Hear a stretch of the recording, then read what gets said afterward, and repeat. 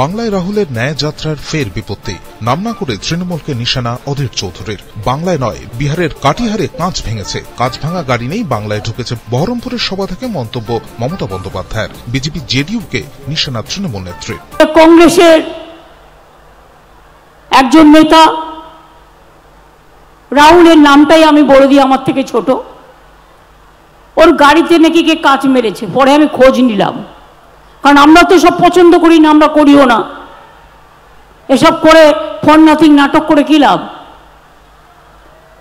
পরে খোঁজ নিয়ে দেখলাম বাংলায় নয়, ওটা কাটিহারে কিষানগঞ্জে হয়েছে। গ্লাস ভাঙা অবস্থায় ওরা বাংলায় ঢুকেছে। কিন্তু আমি ঘটনার নিন্দা করি, কারো উপর আক্রমণ হলেই আমি নিন্দা করি। বিহারে সবে বিজেপি, সিপিএম, বিজেপি আর নীতিশ এক হয়েছে, ওদের রাগ থাকতেই পারে। কিন্তু আমাদের এখানে যেন কোনো দুর্ঘটনা না ঘটে। কোনো পার্টি মিছিল করতেই পারে, মিটিং করতেই পারে, শান্তিপূর্ণভাবে মিছিল করুক, মিটিং করুক, আমার কোনো আপত্তি নেই। ব্যুরো রিপোর্ট, পূবের কলম ডিজিটাল।